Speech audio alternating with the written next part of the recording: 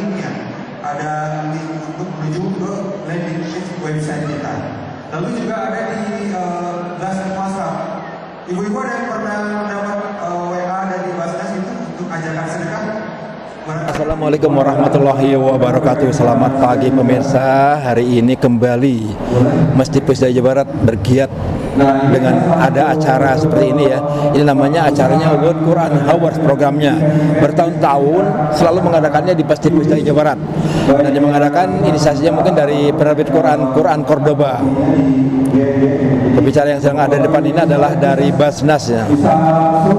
Kita akan mengikuti kegiatan hari ini.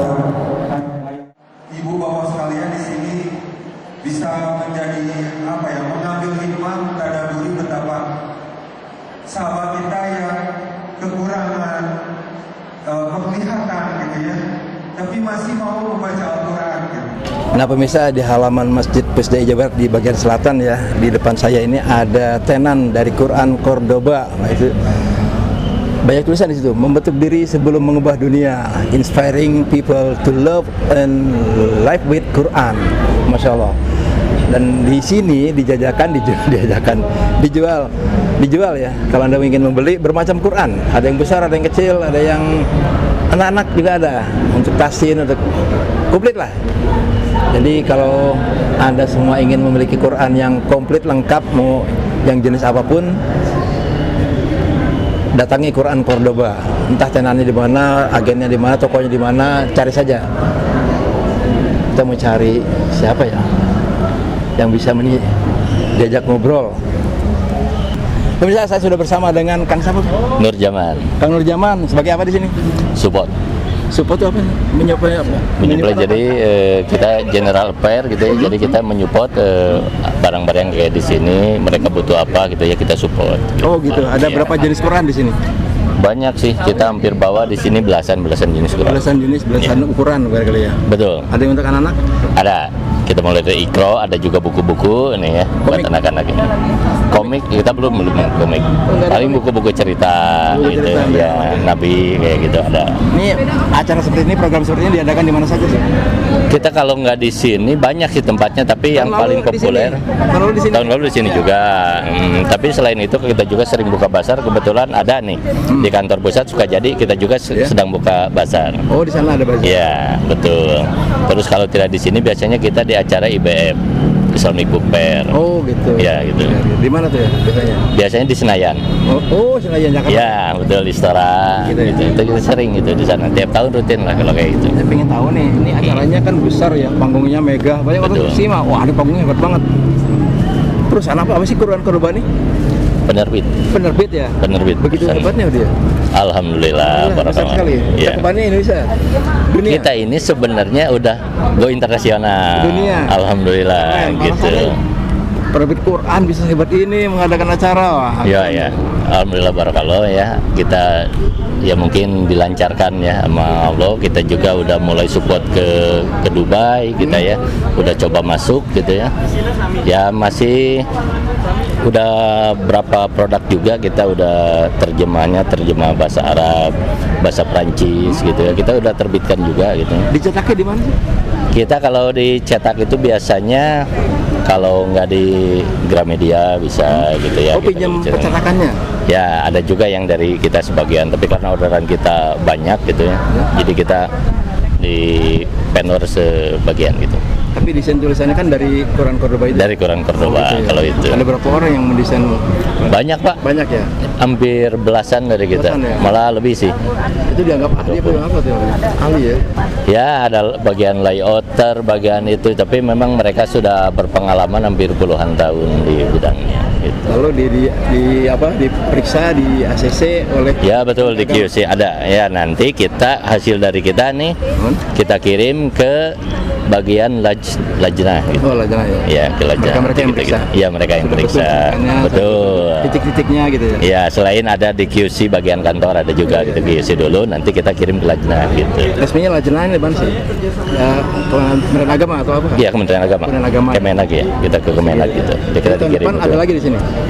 Insya Allah kita ini udah berlangsung beberapa tahun di sini ya rutin gitu. Insya Allah. Ingin tahu nih, ketika mengadakan di sini hasilnya apa sih? Untuk Kalau prospeknya, terus menambah penjualan, menambah apa gitu? yang utamanya itu kita itu di sini biar bisa menghatamkan gitu ya serentak dalam satu waktu gitu ya, menghatamkan gitu ya Quran serentak, karena kan Quran ada 600 halaman gitu ya kurang lebih, sedangkan peserta di sini kan ribuan. Jadi tiap orangnya kita baca satu halaman gitu ya. Itu aja kita udah berapa kali gitu ya gitu cakupannya. Jadi tujuan utamanya itu kita menghatamkan Al-Qur'an bersama-sama. Ya kalau urus penjualan ini ya memang ada juga gitu ya. Ini mah cuma sebagian bonus lah gitu. Tapi tujuan utamanya itu kita ingin menghatamkan Al-Qur'an gitu ya bersama-sama dalam waktu yang singkat seperti ini gitu. Orang-orang langsung baca Quran, itu sih tujuan utamanya. Ingin tahu, ini penerbit ya, penerbit Ya. Quran Cordoba. Di Indonesia tuh yang sebesar penerbit Quran Cordoba ada berapa orang? Ada berapa? Banyak Pak, Banyak. ya puluhan. Cuman alhamdulillah kita masih nomor 1. Oh, yang Kalau terbesar dari ya. penerbit ya, Terbaik, betul. terbaik, terbesar. Terbaik alhamdulillah. Tercakupannya terluas di dunia. Terluas betul. Ya. Selamat deh. Kang siapa Jur Jaman ya? Nur Jaman. Atunun Kang Jaman. Sama-sama ya Pak. Tadi sebagai apa tadi? General Affair. Jenderal Affair. Ya. Oh, jadi untuk acara Iya, seperti iya, Anda iya, ya. betul. Masya Allah. Support. Gak salah pilih gitu. Assalamualaikum. Waalaikumsalam warahmatullahi wabarakatuh. Sami-sami Pak. Nah pemirsa, jamaahnya luar biasa ya, membludak kayak dari pintu ke pintu penuh terus. Ini ternyata mereka merekrut jamaah sebanyak ini dari iklan di Facebook, Masya Allah. Jadi Quran Cordoba ini memang sudah tenar ya, ada di Facebook, followernya banyak. Mungkin di Facebook juga, Instagram juga barangkali ya. Dan ini yang berada di depan sedang memberikan materi adalah Dr. Aris Rahmadi. Saya cerita sedikit Pak tentang sebuah kasus. Pernah ada seorang pasien datang ke saya sakit darah tinggi. Dia bosan dengan obat. Dia datang nemuin saya. Dok, saya sakit darah tinggi. Kata dokter saya harus minum obat seumur hidup. Sampai kapan Pak? Sampai dikapanin, tidak sampai kapan. Saya dengar dokter bisa ngobatin darah tinggi tanpa obat. Mungkin saya terkenal sebagai tergoda dokter tersebut. Tidak terasa. Ya Pak, boleh mencoba kita ikhtiarkan. Saya pada waktu itu mencoba, tapi saya nggak bisa stop, turunkan pelan-pelan. Tolong ini obatnya turunin separuh, tapi jalani pola hidup. Gimana pola hidupnya? Yang pertama, tolong Bapak batasi garam. Jangan kebanyakan garam, berarti jangan banyak jajan. Ya, terus garam yang ada dibuang dengan cara apa? Keringat. Yang kedua, setelah garam, tolong perbanyak kalium. Kalium itu penting untuk mengontrol tensi. Caranya bagaimana? Makan kurma, makan pisang, makan alpukat. Kalau bisa, pisang dirutinkan. Setiap habis makan 2. Maka itu monyet nggak ada yang kena stroke, itu gara-gara itu mungkin ya. Terus kemudian sama Bapak makan timun sama seledri. Coba kontrol minggu depan. Apa yang terjadi Bu Pak minggu depan? Minggu depan pasien itu kontrol, ternyata tensinya tidak turun, malah dia marah-marah. Gimana sih Dok, kok nggak turun? Saya bingung. Coba deh Pak kita naikin dosisnya. Timunnya dibanyakin, seledrinya dibanyakin, pisang rajanya dibanyakin. Dalam hati blenger-blenger nih orang gitu ya. Coba kontrol minggu depan. Apa yang terjadi setelah minggu depan? Tidak ada perubahan juga, itu tensi. Tampangnya serem banget tuh. Jadi kalau datang ke saya tuh udah emosi terus bawaannya. Saya bilang ke Bapak itu, aduh kayaknya saya nyerah deh Pak nih. Ternyata nggak berespon. Udah balik aja deh Pak dengan dosis semula. Tapi Bapak itu tetap maksa. Saya bosen dong. Masa nggak ada satu cara pun. Nah kebenaran pada waktu itu saya membaca sebuah jurnal cukup menarik tentang pengobatan yang sederhana tadi. Saya bilang ke beliau, dah kalau Bapak maksa, Bapak boleh coba cara ini, ya. Tolong jalankan cara ini selama kurang lebih 2 minggu. Kalau berespon, Bapak ketemu saya lagi. Tapi kalau nggak berespon, udah Pak, gagal, udah selesai. Ya udah dok, boleh, daripada saya pulang nggak bawa apa-apa. Saya pada waktu itu sempat nggak yakin nih bisa nggak sih cara begini gitu, karena baca jurnal ini bener apa enggak. Tapi kalau nggak saya praktekin, saya nggak percaya kan. Saya harus coba. Nah ini kebenaran pasien pertama saya. Saya bilang, Pak, saya belum pernah nyoba nih Pak. Bapak coba cara ini. Kalau efektif ketemu 2 minggu, nggak efektif nggak usah. Baik dok, apa caranya? Tolong Bapak senyum sehari 20 kali, 20 kali Pak. Dan sekali senyum tahan 20 detik. Gila ini kali dokter, bukan kasih obat, cuma senyum doang. Udah Pak, saya belum tahu nih efeknya, tapi saya baru membaca sebuah jurnal keren banget. Silakan Bapak coba. Apa yang terjadi Bu Pak?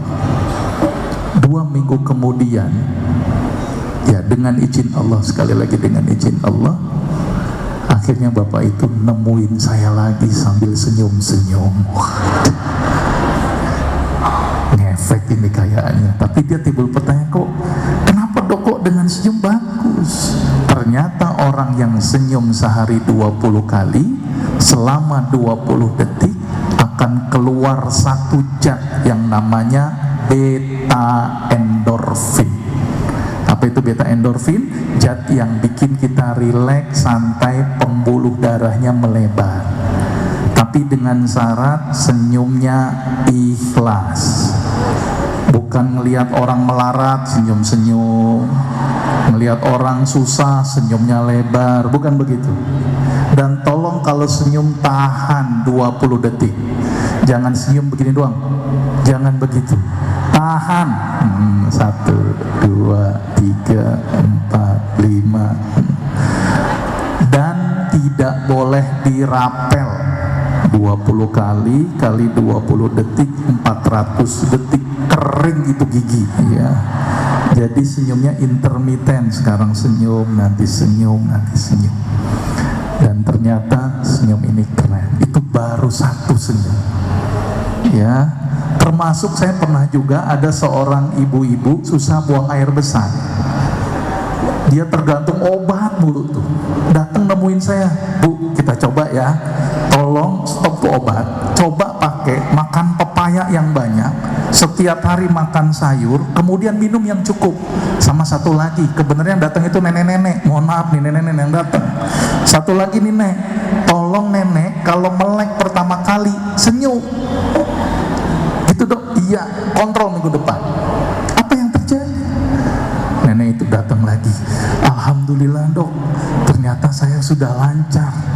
Saya paham tuh dok, pepaya, serat, minum. Tapi kok apa hubungannya BAB dengan senyum dok?